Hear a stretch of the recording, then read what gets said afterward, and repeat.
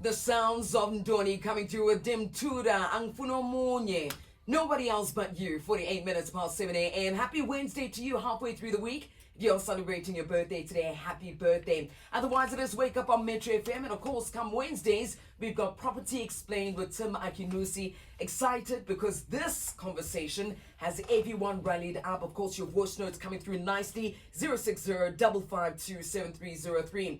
So this week on Property Explained, we'll be talking about, do banks consider the color of my skin when assessing my home loan application for my property? And of course, this is a key topic given the history of our country and the need to reform the geographic and the geography analysis of housing in SA in order to improve lending into areas occupied by people of color. So I'm going to start off by saying, obviously, good morning, Tim. Good morning. Good to be here in studio. Yes, welcome. I'm in the house of the coolest brand on radio. Yes, Come on. fantastic.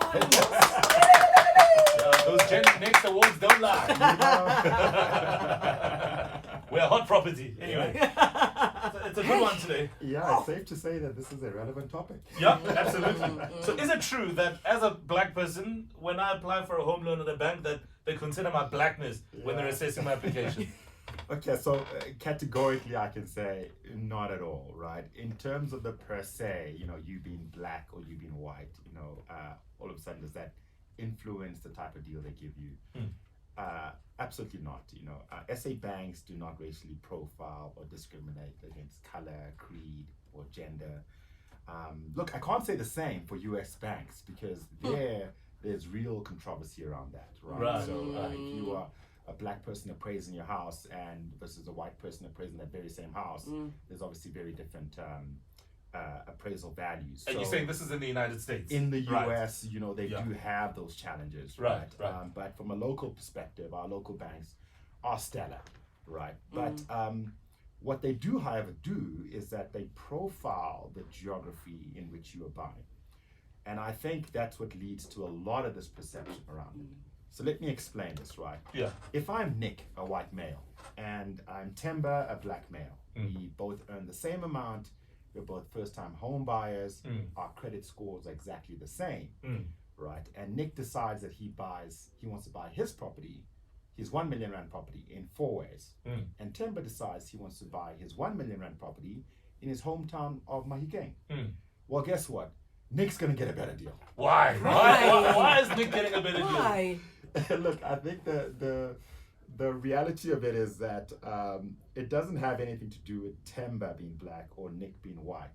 It's about the geography and the risk lens that the bank applies to that geography. Okay, tell us more. What does geography have to do with anything then? Right. So banks have something called an area classification, right? So they classify an area as an area 1, which is like the best area, and an area 4, which is like the worst area.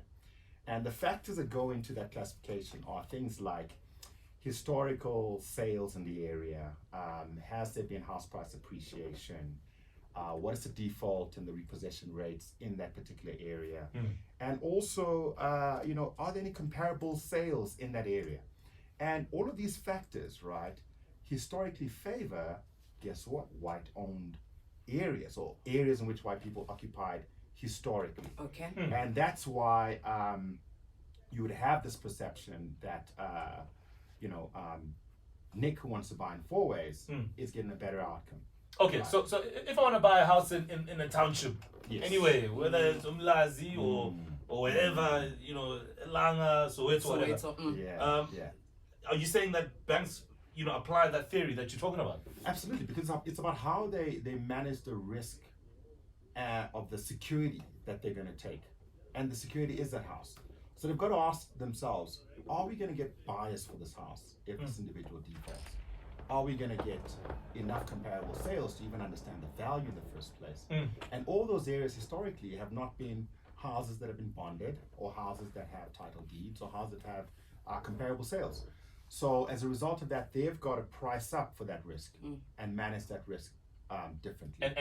And what does that affect ultimately with your deal with the bank? It will affect the rate that you get. It'll even affect the extent of a home loan they give. So they might decide, no, we'll only give 90% on this one.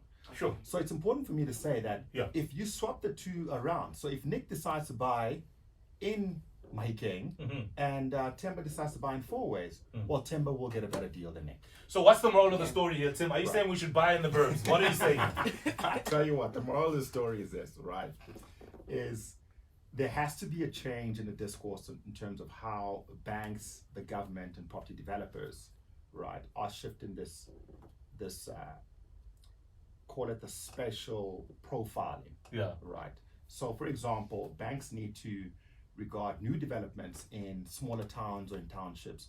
They cannot just simply profile it as a bad area. They've got to give it by default a good area. Right. The moment they do that, right, and you have property developers on the other hand who also need to build quality housing across the board, regardless of if it's in if it's an affordable housing or a call it middle class. They've got to be able to develop and create quality homes, right?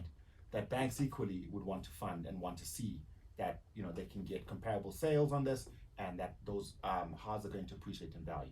Then of course, then they would reciprocate and make sure that the geography is profiled correctly, right? And I think that's the change that needs to happen. Right. So a lot of this relies on us having a forward-looking view, and banks having a forward-looking view of how they grade geographies, right? As opposed to a historic-looking view, because the history is always going to be pretty bad, just given the context of our country. Absolutely. Fascinating discussion, Tim, and we're going to leave it there for now. But if anybody wants to pick your brain on this and other property-related matters, where do we find you? Please reach out to us on mortgagemarket.co.za or on Instagram at mortgage.market. We will give you access to developments that are on our books. We'll also get you access to all the banks and pay you 5,000 in cash back. Brilliant. Love it. Tim Makinusi, find him on social media. He is on Instagram, so bother him there. Property Explained is back next week. Thank you. Thanks, Tim.